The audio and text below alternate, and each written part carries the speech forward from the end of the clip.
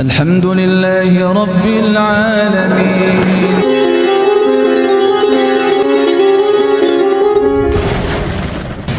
Yang beliau upayakan adalah kebahagiaan beliau mensyukuri seluruh rahmat Allah itu dengan menunaikan ketaatan kepada Allah Subhanahu wa Ta'ala.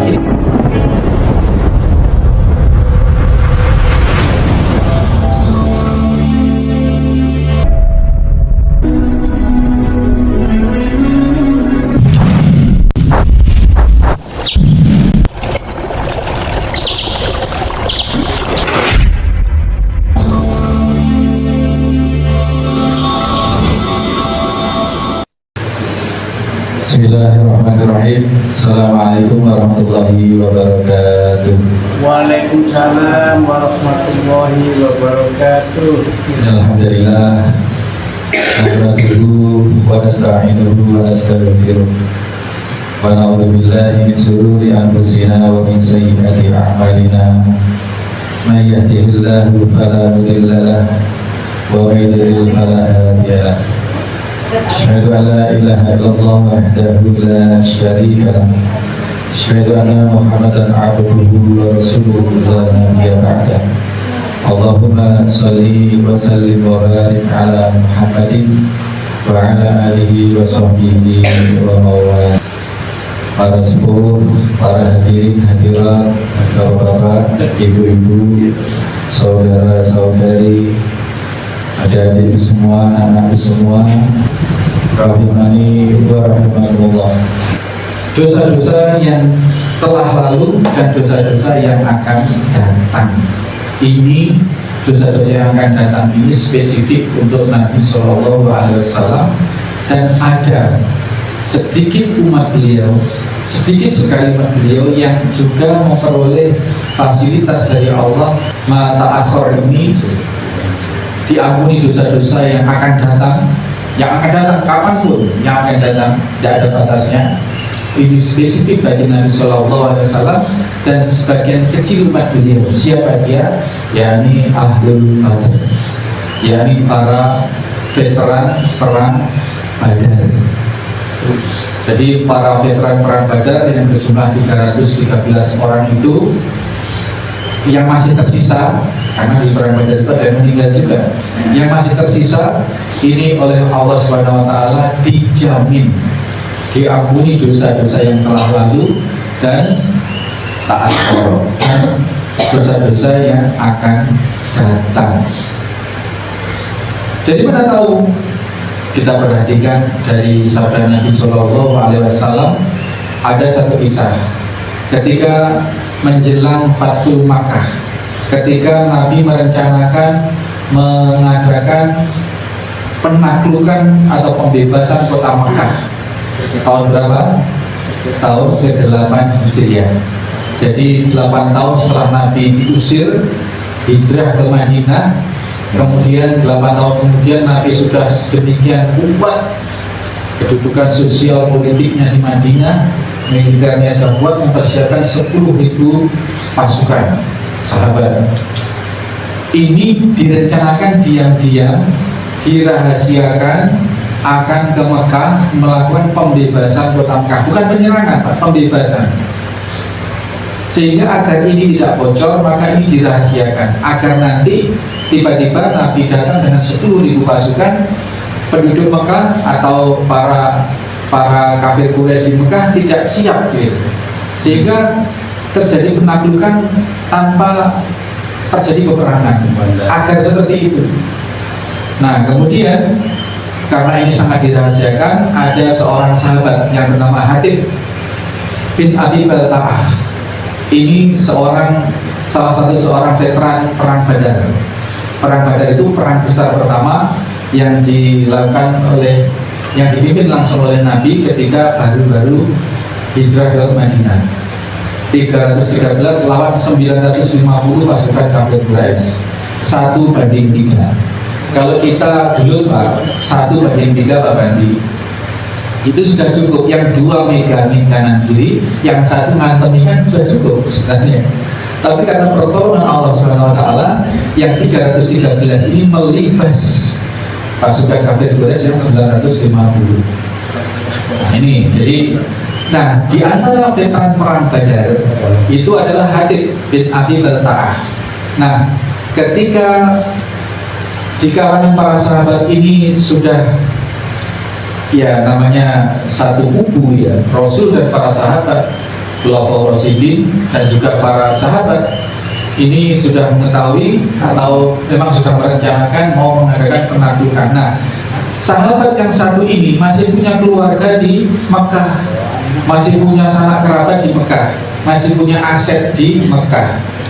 Beliau ini khawatir kalau nanti terjadi apa-apa kerabatnya ini kenapa-kenapa begitu, sehingga diam-diam sahabat Hatib radhiyallahu anhu ini menulis surat memberitahu ke keluarganya yang ada di Mekah bahwa akan ada penaklukan. Ya khawatirnya itu bukan ingin gimana-gimana, sebenarnya hanya ingin menyelamatkan keluarga yang ada di Mekah. Nulis surat kemudian mutus seorang wanita budak, lipatan kertas itu disembunyikan di sandulnya, kemudian berangkat. Tidak ada yang tahu, Pak. Manusia tidak ada yang tahu. Kemudian Allah melalui malaikat Jibril memberitahu Rasul SAW bahwa ada surat yang akan pergi ke Mekah dititipkan ke ini dan ini. Kemudian Nabi SAW mengutus sahabat Ali bin Abi Thalib radhiyallahu anhu untuk mencegah itu, untuk mengambil surat itu.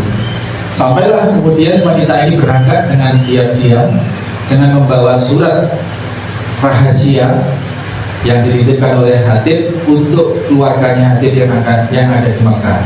Kemudian sampai di perjalanan di pinggiran kota Madinah, di satu perkebunan begitu, di gerumbul begitu, padang pasir itu kan gerumbul gitu, padang pasir luas, kemudian ada gerumbul kebun, ada gerumbul kampung begitu. Nah, di salah satu gerumbul itu Ali mencegat, langsung tanpa basa-basi menyatakan serahkan suratnya. Nah, wanita ini mengales semuanya. Oh, surat, saya bawa surat. Serahkan suratnya atau terpaksa aku geledah kau. Kita bayangkan, namanya geledah itu kan digerayai semua. Nah, ini wanita ketakutan ini. Apalagi ini wanita sudah muslimah, budak. Nah, kemudian baik diserahkan surat itu dan dibawa balik ke Madinah, disampaikan pada Nabi SAW.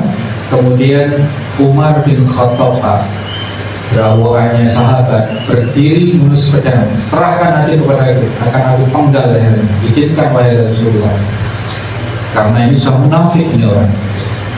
Lalu Rasulullah SAW mengingatkan Sayyidina Umar dengan ama alita innallaha tala'a ila ahlal badr. Lupakah kau wahai tidaklah kau mengetahui wahai Umar bin Khattab bahwasanya Allah memandang kepada para ahli Badar, para veteran perang Badar. Fayaqulu, dan Allah mengatakan imalu ma syi'tum faqad ghafartu lakum. Kepada para veteran Badar, sahabat yang turut terlibat dalam peperangan Badar ini, Allah memandang, ngajeni, memberi penghormatan seraya berkata, lakukan apa yang kalian suka, maka aku telah mengampuni kalian. Nah, ini Bapak sekalian, ini satu ketentuan Allah bahwasanya para veteran perang Badar ini dijamin ampunan oleh Allah Subhanahu wa taala sampai kapanpun. Jadi statusnya sama dengan ta'akhkhara tadi. Sampai kapanpun. Maka ini menyadarkan Umar bin Khattab yang ditegur oleh Nabi SAW, diingatkan bahwa Hatib yang meskipun sudah melakukan semacam pengkhianatan dalam tanda kutip, tapi tujuannya sebenarnya hanya ingin menyelamatkan keluarganya. Ini merupakan satu bentuk pengkhianatan. Ini memang hukumannya pengkhianat dalam perang seperti ini memang dibunuh. Hukumannya, maka tadinya Umar bin Khattab berniat sudah hendak memenggal kepala Hatib bin Abi Balta'ah ini. Tapi kemudian mahfum, kemudian faham, kemudian sahabat hadir ini dimaafkan. Ini ya diantaranya. Nah, satu pelajaran bahwasanya hak bahwa dosa-dosa yang akan datang yang diampuni ini hanya berlaku bagi Nabi SAW dan para veteran perang Badar. Sehingga Bapak sekalian, kalau nanti mendapatkan keterangan di WhatsApp, di mana broadcast Facebook dan lain sebagainya, ada hadis yang menyatakan kalau mengamalkan ini dan itu, maka jaminannya pahalanya diampuni dosa setelahnya dan sebelumnya. Kalau ada hadis yang seperti ini, dipastikan hadis itu dhaif atau bahkan maudhu palsu. Jadi jangan terkecoh. Ma'akhoro tadi ini hanya berlaku spesifik kepada baginda Nabi SAW dan kepada para sahabat veteran perang Badar. Itu ya. Jadi ini harus kita betul-betul hati-hati karena banyak sekali beredar hadis-hadis yang tidak jelas, yang dhaif minimal, maksimalnya palsu, atau maksimalnya juga tidak ada dalam susunan hadis palsu, tidak ada dalam kitab hadis palsu, tidak ada. Jadi ada ulama yang menyusun hadis-hadis itu digolongkan, ini hadis palsu, ini jelas ya. Tapi banyak juga ternyata beredar yang di dalam susunan hadis palsu tidak ada, keterlaluan sekali. Nah itu demikian. Kalaupun kita mendapatkan pengampunan dosa-dosa sebelumnya, iya, ada peluang Allah bagi seluruh umat Rasulullah SAW segenap manusia, itu ada jaminan ampunan dosa-dosa yang telah lalu, iya.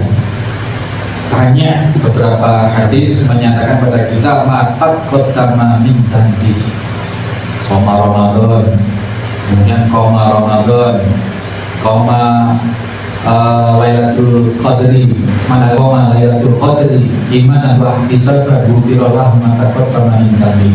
Dan siapa yang beribadah dan bertepatan itu malam Qadar, maka dengan landasan iman dan ihtisab, sebagaimana ketika puasa siangnya ini ghufirallahu ma taqaddama min dhanbi. Tetapi tidak diawali dengan wa ma ta'akhkhar. Tidak dijamin dosa-dosa yang akan datang kita diampuni oleh Allah Subhanahu wa taala. Ini beberapa klausul yang kita harus paham. Adapun dosa kita yang diampuni setelahnya itu ada tetapi berbatas, Pak. Misalnya di saum yaumi Arafah, hari Arafah, tanggal 10 Dzulhijjah, itu ya, itu diampuni dosa setahun yang lalu dan setahun yang akan datang. Ada batasnya, setahun yang akan datang. Puasa 1 hari di bulan Arafah, tanggal 10 Arafah itu ya diampuni. Aku berharap kata Rasulullah SAW mendapatkan pengampunan, pahalanya mendapatkan pengampunan dosa setahun yang lalu dan setahun yang akan datang. Ini Pak jaminan buat kita yang akan datang itu hanya berbatas 1 tahun, itu saja, yang lain tidak ada. Tapi Pak, sungguh pun para sahabat yang sudah mendapatkan jaminan ampunan sampai hari yang akan datang dan terbatas itu, Pak, namanya para sahabat, apalagi Nabi, pasti tidak hati-hati seperti kita, Pak. Kita itu khawatirnya kalau kita memblow up hadis yang diampuni setahun yang lalu dan setahun yang akan datang itu, khawatirnya nanti di antara kita yang mendengar itu, wah kan setahun yang akan datang diampuni, terus saya naik dari gitu. Bapak sekalian, satu hal yang harus kita sampaikan adalah bahwa kalau kita membicarakan dosa Nabi diampuni, mata akhor dan dosa para sahabat perang Badar, jangan bayangkan dosa yang dimaksud itu adalah dosa-dosa seperti dosa kita. Ini catatan penting. Dosa-dosa yang dimaksud dalam hadis itu ataupun dalam Al-Quran, ada Nabi yang dijamin dosanya diampuni yang akan datang. Itu jangan bayangkan dosa para sahabat apalagi dosa Nabi itu seperti dosa kita. Tangan kita dosanya seperti apa, lesan kita dosanya jauh dari yang dilakukan oleh Nabi atau para sahabat, apalagi para Nabi. Dosa lesan kita apa sih? Meso. Dosa lesan kita apa? Ghibah, ngerasani, fitnah, kadang-kadang rofas, berkata-kata jorok. Para sahabat dan Nabi tidak melakukan itu, Bapak sekalian. Ini dosa-dosanya yang sudah dijamin diampuni. Di dalam satu hadis di dalam bab muraqabah itu tempo hari sudah kita bahas. Dulu kata Anas bin Malik, ketika sudah berusia senja, sudah para sahabat yang lain sudah tidak ada, beliau hidup di zaman tabi'in, di zaman murid-murid para sahabat seperti Umar bin Abdul Aziz dan seterusnya. Beliau Anas bin Malik mengatakan dulu, kalian saat ini melakukan suatu kesalahan atau dosa-dosa yang kalian anggap remeh, lebih remeh dari sehelai rambut. Padahal dulu kami zaman Nabi Shallallahu Alaihi Wasallam yang kalian anggap remeh, yang lebih remeh dari sehelai rambut ini merupakan sesuatu yang mubikoh, yang membinasakan. Jadi para sahabat itu Pak menganggap dosa yang kita anggap sekarang kecil ini itu dulu sangat aib, sangat besar ketakutannya. Nah kita ini sekarang subhanallah kita ini dosa mata kita, dosa lesan kita. Nah poinnya adalah jangan bayangkan kalau yang dinamakan oleh yang disampaikan oleh Sayyidah Aisyah tadi, bahwa ghafarallahu laka ma taqaddama min dzambika wa ma ta'akhkhar, itu dosa-dosa yang telah lalu dan yang akan datang diampuni. Jangan bayangkan dosa-dosa besar seperti dosa-dosa kita, dosa ghibah, dosa macam-macam, dosa lisan kita, dosa ngomong, dosa makan, riba dan seterusnya. Alhamdulillah. Jadi dosa yang dimaksud adalah dosa-dosa yang ya kita bayangkan dosa-dosa yang sangat ringan sekali di mata kita sekarang, tapi di masa Rasulullah sahabat itu merupakan dosa berat. Dosa berat. Ya terus. Itu sekalian. Terlambat. Marah. Tapi tidak ada apa izin. Barang akan. Taqabbalallahu minna wa minkum. Itu ya, jadi sampai di situ. Kemudian Rasul kemudian menjawab, menanggapi, kenapa ya Rasulullah? Apa kok segitunya jenengan sholat malam sampai kakinya pecah-pecah, sampai kakinya itu retak-retak? Padahal engkau sudah mendapatkan jaminan dari Allah diampuni dosamu yang telah lalu dan yang akan datang. Qala Rasul menjawab, afala uhibbu an akuna abdan syakura. Wahai Aisyah, apakah aku tidak sangat menginginkan, tidak sangat suka, ya, tidak sangat mencintai kalau aku diakui oleh Allah sebagai abdan syakur, sebagai hamba yang pandai bersyukur. Ini muttafaqun alaihi bisahih. Jadi ibadahnya Nabi Shallallahu Alaihi Wasallam ini meskipun sudah tidak secara matematika sudah tidak perlu Nabi itu sampai bangun malam, sampai sudah diakui. Kalau kita berhamba kepada Allah itu kan semata endingnya kan kita surga. Endingnya adalah semata karena agar Allah mengampuni dosa kita. Kan begitu Pak. Kalau Allah sudah mengampuni dosa kita, tekaklah kita ibadahnya cak lecek, tetapi Allah mengampuni dosa kita, selesai urusan. Karena sudah pasti surga. Karena surga hanya akan dimasuki oleh orang-orang yang sudah tidak ada dosa di dalam jiwanya.